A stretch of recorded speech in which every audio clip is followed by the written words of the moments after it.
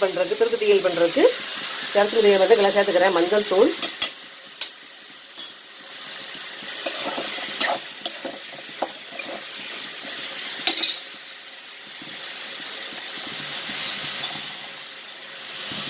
மிளகுத்தூள்,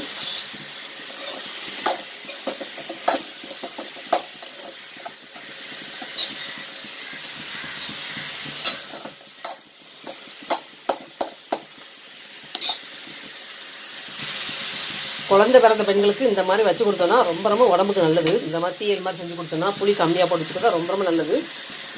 இது ஒரு மருந்து குழம்பு மாதிரி தான் இருக்கும். அத்தனை சத்துக்கள் மிகுந்தது இந்த இறைச்சி மீன் தீயல்.